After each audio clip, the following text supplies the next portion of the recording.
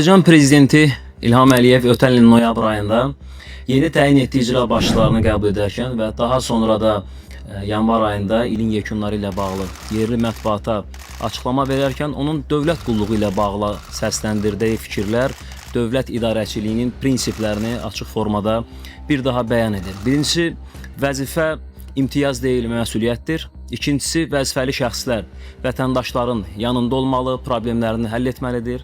Hər şeyi mərkəzdən gözləməməli və eyni zamanda mərkəzdən kiminsə də qanunsuz tapşırıqlarını icra etməməlidir. Üçüncüsü isə heç kimin sığortası yoxdur. Yəni vəzifəsinin öhdəsindən gələ bilməyənin nə keçmiş xidmət, nə də heç kim onu xilas edə bilməyəcək.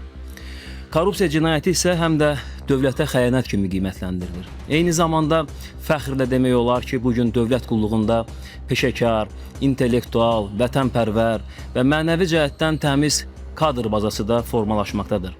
Bunu şərtləndirən əsas institusional mexanizmlər, misal üçün ali təhsil müəssisələrinə qəbulun şəffaflığıdır, dövlət qulluğuna qəbulun obyektiv meyarlar əsasında olmasıdır.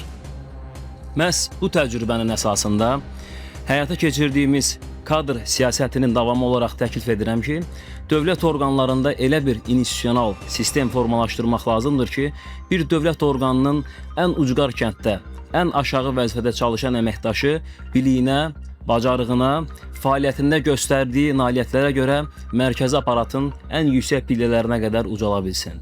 Bəzi dövlət orqanlarında, xüsusilə publik hüquqi şəxslərdə daxili insan resurslarının idarə edilməsi mexanizmi var, ancaq bu dövlət orqanlarında institusional formada deyil.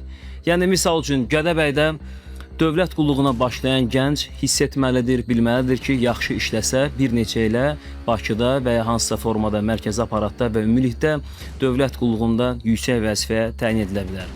Biz bunun qanunvericilik əsaslarını təkmilləşdirməliyik, bu sistemi institusionlaşdırmalıyıq və bu yanaşma dövlətçilik yaddaşının peşəkar özəyin qorunmasına xidmət edəcək.